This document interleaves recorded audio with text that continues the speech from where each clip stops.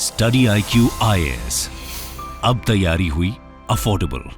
नमस्कार दोस्तों हमारे देश के पूर्व RBI governor Raghuram Rajan ji, I am sure आप सभी इनके बारे में जानते होंगे। तो इनके द्वारा रिसेंटली कई ऐसे स्टेटमेंट्स दिए गए हैं जिसको लेकर काफी चर्चा हो रही है। जैसे कि एक इंटरव्यू में उनसे पूछा गया, क्या आपको लगता है कि भारत 2047 तक एक डेवलप्ड कंट्री बन पाएगा? तो उन्होंने कहा कि इसके बारे में बात करना ही एक तरह से नॉनसेंस है। ये भी खबर आप देख सकते हो, India making mistake believing hype about growth.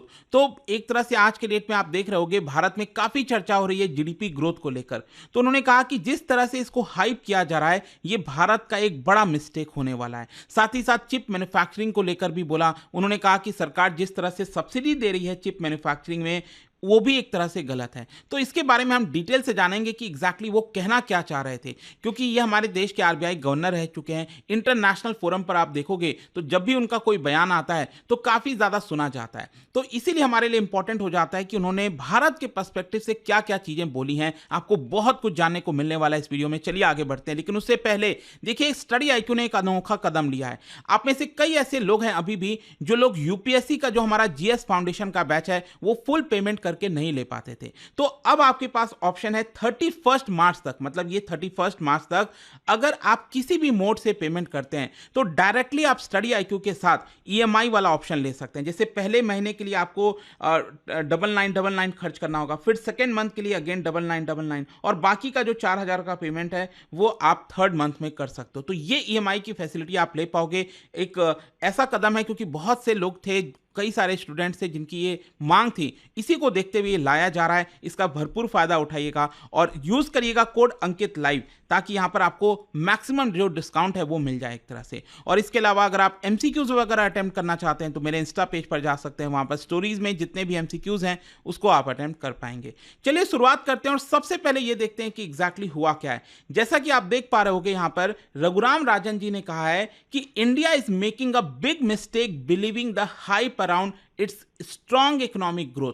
मतलब कि कहीं ना कहीं आज की डेट में अगर आप देखिए तो भारत में जिस तरह से चर्चा हो रही है कि भारत की जीडीपी ग्रोथ वर्ल्ड की फास्टेस्ट हो गई है, तो ये सारी चीजों को एक तरह से जो हाइप करके दिखाया जा रहा है, ये हमारे लिए एक बड़ा मिस्टेक हो सकता है। क्योंकि एक तरह से आप बबल में जीने लगते हो और आपको लगता है कि सब कुछ ठीक है, लेकिन ऐसा नहीं है। यहां पर स्पेशली उन्होंने कहा है कि अभी हमें जरूरत है हमारे देश के अंदर जो स्ट्रक्चरल प्रॉब्लम्स हैं, जैसे जॉब्स की प्रॉब्लम हो गई, वर्कफोर्स की प्रॉब्लम हो गई, स्किल एम्प्लॉयमेंट की प्रॉब्लम है, तो ये सारी चीजों को हमें फिक्स करने की जरूरत है, rather than hyping about the GDP growth. यहां पर आप देख पाओगे उनका कहना है, the biggest challenge a new government must grapple with after election is improving the education and skill.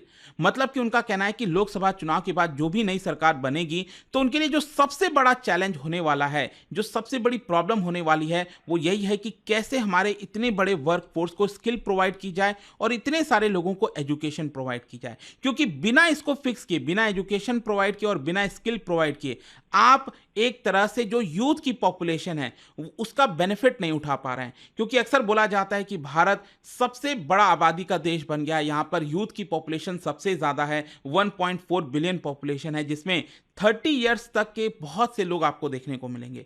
तो उनका अगर हमें मैक्सिमम बेनिफिट्स उठाना है तो हमें ये दो चीजें उनको प्रोवाइड करनी पड़ेगी। तो यहां पर उनका बेसिकली ये कहना था कि ये जो हाइप किया जाता है ना जीडीपी ग्रोथ को, वो एक तरह से पॉलिटिशियंस का काम है। पॉलिटिशियंस इस तरह की चीजें करेंगे और एक्चुअली कहीं ना कहीं उनका इंडिकेशन था कि इस समय जो सेंटर में बीजेपी की जो सरकार है या फिर जो इस समय करंट गवर्नमेंट है आप कहिए, तो उनके द्वारा अक्सर आप देखते होगे बोला जाता है कि यहाँ पर जीडीपी ग्रोथ काफी अच्छा चल रहा है। मैं भी आपको पता ही है, बनाता रहता हूं, आपको समझाता रहता हूं जीडीपी ग्रोथ के बारे में।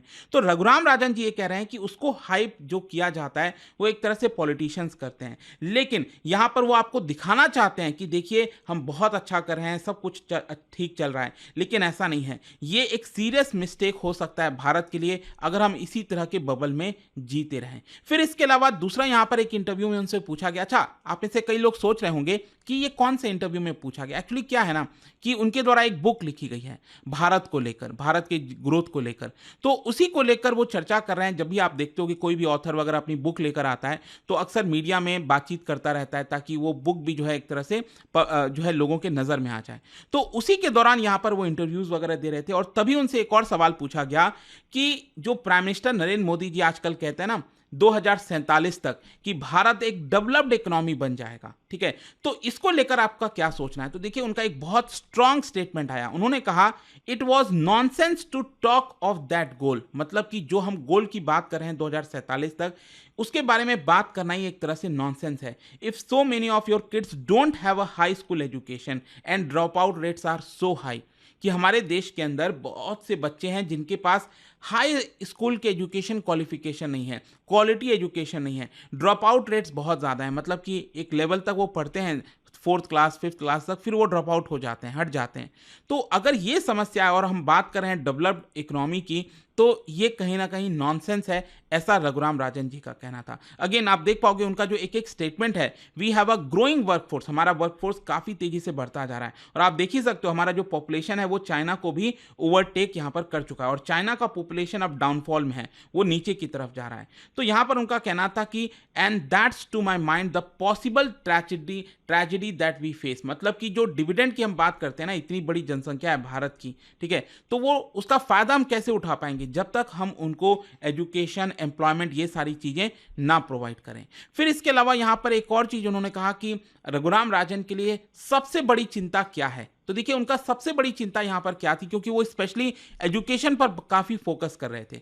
तो उनका कहना था कि देखिए अगर आप अभी जो इस समय इंडियन स्कूल में जो बच्चे जाते हैं, पढ़ने जाते हैं, तो वहां पर जो उनकी क्वालिटी है इस समय, ठीक है, जैसे कि मान लो अगर आप थर्ड क्लास के बच्चे से पूछोगे सेकेंड क्लास के रिलेटेड प्रॉब्लम्स के बारे में, तो सिर्फ 20.5% ही बच्चे ऐसे हैं जो यहाँ पर उसको सॉल्व कर पाएंगे। मतलब कि पैंडेमिक के बाद क्या हुआ है, जो पैंडेमिक में सिचुएशन आई थी, उसके बाद क्या हुआ है कि जो क्वालिटी ऑफ लर्निंग है उसमें बहुत बड़ा ड्रॉप आया है, जिसकी वजह से हम 2012 के पहले चले गए। मतलब जो सिचुएशन 2012 में हुआ करती थी उस पायदान पर हम चले गए हैं, ठीक है, एजुकेशन के मामले में। So literacy rates in India also remain below other Asian peer, जैसे वियतनाम हो गया, और कई सारे देश हैं जिसमें हमारा लिटरेसी रेट्स, भारत जो है वो नीचे में आता है। So that is the kind of number that should really worry us, ऐसा उनका कहना था। Lack of human capital will stay with us for decade, जो हम स्किल अभी तक प्रोवाइड नहीं कर पाए हैं अपने युवकों को जो नौकरी की तलाश में है, तो वो हमें एक तरह से हॉन्ट करेगा लंबे समय तक, तो वो हमें नहीं होने देना है। फिर इसके साथ साथ अक्सर आप देखते होंगे यहाँ पर भारत में जीडीपी ग्रोथ की काफ़ी चर्चा होती है। अभी रिसेंटली आपको याद होगा जो दिसंबर वाला क्वार्टर का ग्रोथ आया था, मैंने वीडियो भी बनाया था, इसमें 8.4% की ग्रोथ देखने को मिली थी, और इसकी वजह से लग रहा था कि क्या अब भारत ग्रोथ के ट्रेजेक्टरी में ऊपर ही जाता जाएगा, मतलब क्या हम कॉन्टिन्यूअसली 7%, 8% से ऊपर ग्रोथ अचीव कर पाएंगे। तो देखिए उनका यह कहना है रघुराम राजन जी का कि अगर हमें कॉन्टिन्यूअसली 8% ग्रोथ अचीव करना है तो हमें बहुत काम करना पड़ेगा। मतलब स्पेशली यहां पर जो हम बात करते हैं ना कि स्ट्रक्चरल प्रॉब्लम्स के बारे में, तो वो सब चीजों को हमें सॉल्व करने की आवश्यकता है। तो यहां पर एक्चुअली एक तरह से वो कंपेयर कर रहे थे कि एक्चुअली भारत सरकार, अगर आप देखोगे तो भारत सरकार बार बार ये कह रही है कि भारत में इस समय काफी क्षमता है, बहुत सारे फॉरेन इन्वेस्टर्स भारत में आ रहे हैं, तो एक तरह से हम यहां पर 7% से ज्यादा जो ग्रोथ है उसको लगातार अचीव कर सकते हैं आसानी से। तो इसीलिए यहां पर रघुराम राजन जी का कहना था कि अगर हमें 8% से ऊपर ग्रोथ करना है कहीं ना कहीं, तो हमें बहुत काम अभी बाकी है। फिर इसके अलावा देखिए एक बड़ा इंटरेस्टिंग चीज उन्होंने चिप मैन्युफैक्चरिंग के बारे में बोला। आप देख रहे होंगे आजकल काफी ज्यादा इसकी चर्चा चल रही है, जो सेमीकंडक्टर चिप प्लांट वगैरह, भी 3 प्रोजेक्ट्स को मंजूरी दिया गया है। 2 टाटा के प्रोजेक्ट हो गए, एक गुजरात के अंदर और एक आसाम के अंदर, और जो तीसरा प्रोजेक्ट है वो भी गुजरात के अंदर लग रहा है। तो यहां पर सरकार जो सब्सिडी दे रही है, मतलब कि बहुत सारे कंपनीज को इन्वाइट कर रही है कि आप भारत में आइए और यहां पर सेमीकंडक्टर्स को बनाइए, चिप को बनाइए, क्योंकि यही आवश्यकता है। कल आज मतलब आगे आप देखोगे तो सब कुछ डिजिटल होने वाला है और उसमें चिप का रिक्वायरमेंट होगा। तो इसके लिए सरकार ने यहां पर काफी सारा सब्सिडी दिया है, जो कि रघुराम राजन जी को पसंद नहीं आया है। उन्होंने कहा है कि देखिए आज के डेट में हम जो खर्च करना चाहिए हमें एजुकेशन के अंदर, उससे ज्यादा हम सिर्फ चिप मैन्युफैक्चरिंग में सब्सिडी प्रोवाइड कर रहे हैं। जैसे कि उन्होंने नंबर बताया कि करीब करीब 760 बिलियन रुपीज, इसका मतलब हुआ लगभग 76,000 करोड़ रुपए, ये हम प्रोवाइड कर रहे हैं सब्सिडी में। जो चिप मैन्युफैक्चरिंग कंपनी है उनको हम प्रोवाइड करेंगे। और वहीं अगर हम हायर एजुकेशन की बात करें तो यहां पर सरकार सिर्फ 47,000 करोड़ ही खर्च कर रही है हायर एजुकेशन के अंदर। तो इसको लेकर एक तरह से उन्होंने क्रिटिसाइज किया है कि ऐसा सरकार को नहीं करना चाहिए था, और उनका कहना था कि सरकार जो है वो सिर्फ हाई प्रोफाइल प्रोजेक्ट्स में ही काफ़ी ज़्यादा फोकस कर रखी है, एजुकेशन सिस्टम वगैरह में जो सुधार करना है वो सरकार नहीं कर रही है। So it can produce well trained engineers needed for those industries. मतलब एक तरफ सरकार इंडस्ट्रीज तो खड़ी करना चाह रही है, लेकिन दूसरी तरफ उस इंडस्ट्रीज में जो स्किल्ड वर्कर की आवश्यकता होगी वो कहाँ से आएगा? वो तभी आ पाएगा जब आप एजुकेशन सिस्टम में सुधार करोगे। तो ये एक तरह से उनके द्वारा लिंक किया जा रहा था। I worry that we have become more fixated on prestige projects. बड़े बड़े प्रोजेक्ट्स की हम बात करते हैं, ग्रेट नेशन की बात करते हैं। So while living the underpinnings, जो इंपॉर्टेंट चीजें हैं उसको हम कहीं ना कहीं भूलते जा रहे हैं। और अल्टीमेटली लास्ट में यहां पर उन्होंने एक और चीज कह दिया कि भारत चाइना से क्या सीख सकता है। मतलब कि यहां पर आप देखोगे तो रघुराम राजन जी का कहना है what we need as a pragmatic approach. जैसे कि अगर आप चाइना के एक फॉर्मर लीडर हैं बहुत फेमस, डेंग जियाओपिंग, अगर आपने सुना हो, तो इन्होंने ही बहुत सारा इकोनॉमिक रिफॉर्म्स वगैरह चाइना के अंदर लाया था और इसकी वजह से कई दशक तक चाइना में डबल डिजिट ग्रोथ देखने को मिली थी। तो यहां पर उन्होंने कहा कि डेंग जियाओपिंग का एक कोट है, it doesn't matter whether the cat is black और white, it matters whether it catches mice.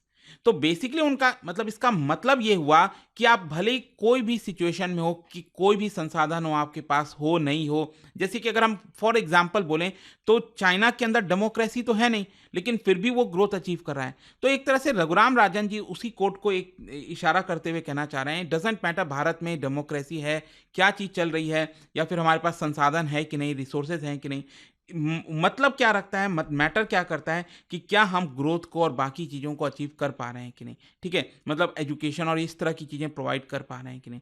तो ये उन्होंने कहा है कि हम चाइना से सीख सकते हैं।